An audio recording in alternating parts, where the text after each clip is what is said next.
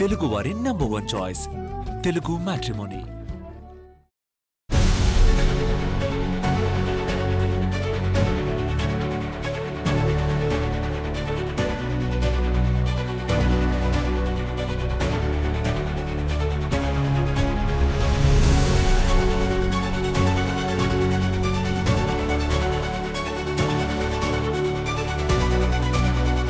Hi viewers, welcome to ఆదర్ మరొకొండం. నేను మీ ప్రసాద్. ఇక మాటలు లేవు జగన్, బాబు సీరియస్ వార్నింగ్. విషయం ఏంటి అంటే, జగన్మోహన్ రెడ్డి గారు ఎప్పుడైనా ఏదైనా పర్యటనలు చేసినా మరి వాళ్ళ యొక్క వ్యూహాలు ఎలా ఉంటాయి ఏంటి అని అంటే, ఇప్పుడు కాదు, వీళ్ళు ఎన్నికలకు ముందు ఎన్నికలకు తర్వాత, ఇక అప్పుడు కాదు ఇప్పుడు కాదు, మామూలుగా ఎన్నికల సందర్భంగా ఏదైనా సరే జిమ్మిక్కులో వ్యూహాలో పన్నారు అంటే ఒక అర్థం పర్థం ఉంటుంది. ఈ ఎన్నికలు అయిపోయినాయి, ఇప్పుడు ఎలా లేవు, అయినా సరే వాళ్ళ వ్యూహాలకు మాత్రం ఎక్కడ తగ్గట్ల. ఎందుకంటే మీరు గమనించినట్లయితే 2019 ఎన్నికలకు ముందు ఏదైతే జనపల్లి శ్రీనివాస్ ఉన్నారు కదా, కోడికత్తి ఘటన, దాని తదుపరి వైఎస్ వివేకానందరెడ్డి గారి హత్య, ఇక వీటి సందర్భంలో దాన్ని ఏ రకంగా ఉపయోగించుకున్నారో అధికారంలోకి వచ్చే ముందు ఇవన్నీ మనకు తెలిసిన విషయాలే. సరే, వాళ్ళు గడిచిన అంటే అధికారంలో ఉన్న 5 ఏళ్ళు ఏం చేశారు ఏంటి అనేది ప్రజలు అన్ని గుర్తుంచుకున్నారు కాబట్టి చివరికి ఎన్నికలకు ముందు కూడా గులకరాళ్ళు అవి ఇవి అన్ని చాలా స్ట్రాటజీస్ వేశారు. సో ప్రజలు అన్నీ గ్రహించి మీరు గతంలో లాగా చేయాలనుకుంటే అవ్వదు అనేది మొన్న వచ్చిన తీర్పుని బట్టి అర్థం చేసుకోవచ్చు. మరి ఇప్పుడు కూటమి అధికారంలోకి వచ్చిన తర్వాత కూడా వీళ్ళు పర్యటనలు చేస్తున్నారు, సరే చేయాలి, పరామర్శలు జరుగుతున్నాయి, అవి కూడా చేయొచ్చు. కానీ పదే పదే ప్రభుత్వాన్ని దుమ్మెత్తి పోసేలాగా, దుమ్మెత్తి పోయడం అంటే సర్వసాధారణంగా తప్పులుంటే ఖచ్చితంగా ఎత్తి చూపించండి, గట్టిగా నిలదీయండి. కానీ వీళ్ళు స్క్రిప్టెడ్ పరంగా చేస్తున్నారు చూసారా, వాటిని ప్రభుత్వం పట్టుకోవడంలో కావచ్చు, ఐడెంటిఫై చేయడంలో కావచ్చు, మరి అది ఇంటెలిజెన్స్ కొంచెం నిర్లక్ష్య ధోరణో లేకపోతే పోలీసులు అప్రమత్తంగా లేకపోవడమో, కానీ ప్రతి విషయంలో కూడా ప్రభుత్వం కొంత ఒక విధంగా చెప్పాలంటే వాళ్ళ వ్యూహాల ముందు వెనకబడిపోయింది అనుకోవాలి. కానీ ఈసారి అలా జరగల. మొత్తానికి ప్రభుత్వం కొంచెం అలర్ట్గా ఉండటం వల్ల కావచ్చు, ఏదైనా కావచ్చు, రెడ్ హ్యాండెడ్గా పట్టుకున్నట్లుగా వీడియో ఫుటేజ్లతో సహా దొరికిపోయినాయి. ఎందుకంటే రెంటపాళ్లలోనేమో ఆ వ్యక్తి సింగయ్య మృతి ఉంది కదా, ఆ మృతికి సంబంధించి తర్వాత అసలు వీడియో వచ్చినా కానీ వేయాలి అది ఇది అని చెప్పేసి ఏదో చేయాలనుకున్నారు, అది దొరికిపోయింది. సో కాకపోతే నిదానంగా తెలుస్తుంది. కానీ ఇప్పుడు అలా కాదు, ఆన్ ద స్పాట్ ఆ రోజే లేదా 24 గంటల్లోపే అసలు విషయాలు బయటకు వచ్చినాయి.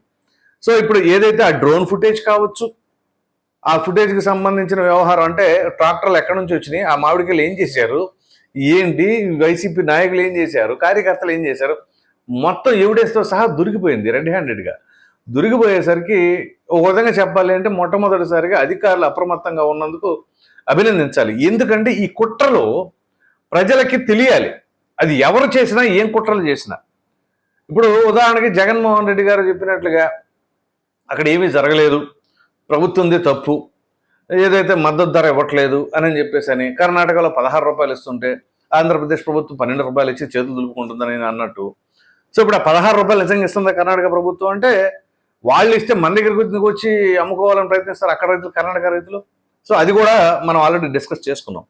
సో ఈ నేపథ్యంలో ఇప్పుడు ఈ వ్యవహారాలు, ఈ బండారాలు, వీళ్ళు ఏం చేశారు ఏంటి, అక్కడ అత్యుత్సాహవంతులు రప్ప డిఎస్పీ గారు చేయనరికేస్తాను అని చెప్పేసి అంటారు, ఇవన్నీ కూడా.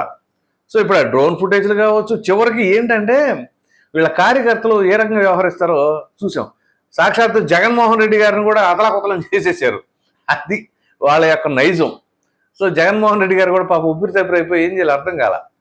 వాళ్ళ అభిమానం సల్లంగా అనుకున్నారో ఏందో, మీ అభిమానాలు తగలయ్యే అనుకున్నారో ఏమో, కానీ మొత్తానికి అది సరే, అది సపరేట్ సబ్జెక్టు.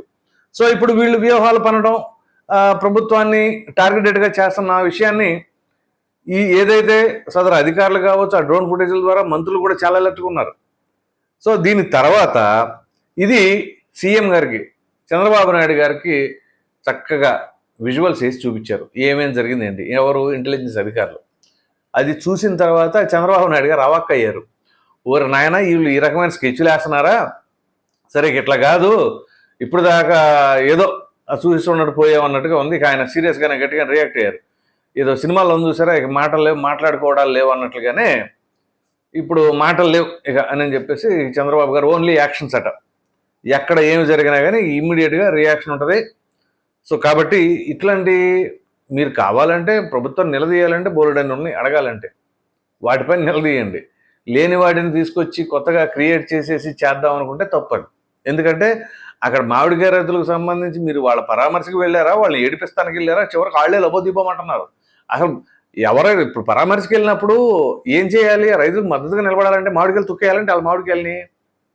మరి అసలు ఆ ఐడియాలు ఎవరు చెబుతున్నారో, ఆ పిచ్చి ఆలోచనలు ఏంటో తెలియదు. కానీ కనీసం జగన్మోహన్ రెడ్డి గారి కన్నా ఉండాలి కదా, అరే మామిడికాయలు తొక్కేటువంటి. మరి మామూలుగా మన కాలుకు తగిలితేనే బాధపడతాం, అలాంటిది ఈ వాహనాలతో తొక్కించుకుంటూ వెళ్ళిపోతున్నారంటే. మళ్ళీ ఈ కొంతమంది ఉన్నారు వీళ్ళు, మరి ఏమనాలి, సైకో వాళ్ళు అనాలి, ఎట్లా అనాలి అర్థం కావట్లా. ఆ కుర్ర కారు ఆ ట్రాక్టర్ తొక్కుతా ఉంటే విజుల్లో చప్పట్లు కొడతారేంటి నాకు అర్థం కాదు. మామిడికాయలు తొక్కుతుంటే ఆ రైతు గుండె చెదిరిపోద్ది, ఆయన పండించిన పంట ఆ రకంగా రోడ్డు మీద పడి ఇది చేస్తుంటే. ఇప్పుడు అసలు ప్రభుత్వం ఇచ్చే మద్దతు ధర లేదు, ఎంతో కొంత వ్యాపారం అమ్ముకునే వ్యాపారస్తులకు వచ్చే రూపాయి లేదు. ఇక మొత్తం టోటల్గా సర్వనాశనం చేసేసారు కదా. మరి దానికి అక్కడ విజిల్ వేసేవాడు చప్పట్లు కొడతాలేంటో, మరి జగన్మోహన్ రెడ్డి గారి వాహనాన్ని కూడా దానిపైన ఎక్కించి తొక్కటాలేంటో. సో ఇదంతా కూడా కొంత ఇబ్బందికరమైన పరిస్థితి వైసీపీకి. మరి పునరాలోచించుకోవాలి. 1-10 సార్లు మనం ఎందుకు యాత్రలు చేస్తున్నాం ఏంటి అనేది. ఒక్కో యాత్ర చేస్తూ ఉంటే పర్సెంటేజ్ దిగిపోతూ ఉంది. ఇట్లాంటి ఇంకొక 4 యాత్రలు 5 యాత్రలు చేస్తే ఇక సాయంత్రం వైసీపీ లేదు ఆంధ్రప్రదేశ్లో అనే పరిస్థితి అయితే తెచ్చుకునేలాగానే ఉంది. ఇప్పుడు ఎందుకంటే ఒక యాత్ర పెట్టారనుకోండి, ఉదాహరణకు నెలకు ఒక యాత్ర పెట్టుకున్నారు. ఇప్పటి వరకు ఒక 5 యాత్రలు ఏం జరిగినాయి. 5 యాత్రల్లో 2% పోగొట్టుకున్నా కానీ ఒక్కొక్క స్టెప్లో 10% పోయింది ఇప్పటికి. సో ఇంక పోయిద్ది, ఇక అట్లాగే పోయిద్ది, ఇంకేముంటుంది, అలా ఉంటుంది అనమాట. కాబట్టి జగన్మోహన్ రెడ్డి గారు, మీరు ప్రతిపక్ష హోదా ఉన్నా లేకపోయినా ప్రతిపక్షంలో ఉంది మీరు ఒక్కడే. మీ పైన చాలా బాధ్యతలు ఉన్నాయి. ఆ బాధ్యతను గుర్తెరిగి దానికి తగినట్టుగా వ్యవహరించండి. అంతేగాని ఏదో మనం వెళ్ళాలనుకుంటున్నాం కాబట్టి వెళ్తున్నాం, పర్మిషన్ లేకపోతే పర్మిషన్ ఇచ్చినా ఇవ్వకపోయినా తొక్కుంటూ వెళ్ళిపోతాము, జనాల్ని ఎంతమందికి పర్మిషన్ ఇస్తే అంతమంది నాకు ఇచ్చేది పర్మిషన్ ఏంది అన్నట్టుగా గుంపులుగా తీసుకెళ్ళి చివరికి వాళ్ళని ఇబ్బందులు పెట్టి మీరు ఇబ్బందులు పడి ఇట్లాంటి పరిస్థితి తలెత్తింది అనుకోండి, చివరికి ఏమవుతుందంటే భవిష్యత్తు చాలా చాలా దారుణంగా ఉంటుంది. ఎందుకంటే ఇప్పుడు ఆ కార్యకర్తలు ఇప్పుడు అత్యుత్సాహంగా వచ్చేసి ఇష్టానురీతిగా చేశారనుకోండి, అప్పుడు ఏమవుద్ది, చివరికి మరలా ఇదే కార్యకర్తలకి మీద కేసులు నమోదవుతాయి. కేసులు నమోదైతే ఏమంటే అక్రమంగా కేసులు బానేస్తున్నారో మీరు చెబుతారు. అసలు మీరు రమ్మంటే ఎందుకు అంతమందిని పొలమని? అది నిజంగా అంత అభిమానం ఉంటే మీరు రమ్మని అవసరం ఏం చేయవసరం, ఆటోమేటిక్ గాళ్ళు వచ్చేస్తారు. కానీ జన సమీకరణ చేశారా లేదని మీ నాయకులందరికీ తెలుసు. సో ఇట్లాంటివన్నీ చేసి చివరికి అడ్డంగా బుక్ అయిపోయి ఇప్పుడు ప్రభుత్వం బాగా అలర్ట్గా ఉంది. ఎందుకంటే ఇటీవల జరిగిన పరిణామాల్లో జగన్మోహన్ రెడ్డి గారు వస్తున్నారని అమ్మో ఏ అవాంతరాలు జరుగుతాయో, ఎవరు ప్రాణాలు పోతాయో, ఎవరు ఏం చేయబోతున్నారో అర్థం కాని పరిస్థితుల్లో ఉంటున్నారు. కాబట్టి ఇక ప్రభుత్వం చాలా అలర్ట్గా ఉంది. ఈ పని ముందు చేయాలి అసలు యాక్చువల్గా. ఇప్పుడు మీరు వైసీపీ నాయకుల గురించి కానీ జగన్మోహన్ రెడ్డి గారి గురించి కానీ ఇలా అలా అని చెప్పేసి అన్నప్పుడు, సో వీళ్ళ వ్యవహార శైలి ఇలా ఉంటుంది కాబట్టి మనం ఇంకా అలర్ట్గా ఉండాలి అని చెప్పేసి ఈ పని ఎప్పుడో చేయాలి. అలా చేస్తున్నట్లయితే ఆ సత్యనపల్లి ఘటనలో ఆ 3 ప్రాణాలు పోయేవి కాదు. కానీ దురదృష్టవశాత్తు ఏం చేస్తాం, ప్రభుత్వం ఇప్పటికైనా మేలుకుంది.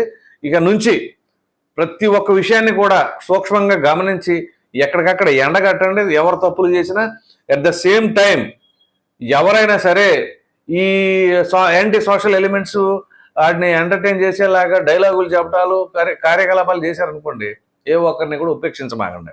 అట్ ద సేమ్ టైం ఇవన్నీ ఎండగట్టండి, అలర్ట్గా ఉండండి, ప్రజల ప్రాణాలను కాపాడండి, ప్రతిపక్షాలు చేసే కుట్రలను బయటపెట్టండి. అట్లాగే అధికార పార్టీకి సంబంధించి ఎటువంటి కుట్రలు చేయకుండా చూసుకోండి. అంతేగాని ఇక్కడ ప్రజల ప్రాణాలు పోకూడదు. కాబట్టి ఎప్పటికైనా సరే ఇట్లాంటి వ్యవహారాలు వీలైనంత వరకు అవాయిడ్ చేసేసేయండి. సో ప్రధానంగా సీఎం గారు మాత్రం ఈ విషయం పైన చాలా సీరియస్ అయ్యారు. ఇక ముందు మాత్రం చాలా దారుణంగా ఉంటుందని చెప్పేసి అయితే మాత్రం చెప్పడం జరిగింది. మరి చూద్దాం ఇక ముందు వీళ్ళు ఏమైనా స్కెచ్లు వేసి ఏం చేస్తారా ఏంటి అనేది. ఈ వీడియో కనుక మీకు నచ్చినట్లు లైక్ చేయండి, షేర్ చేయండి.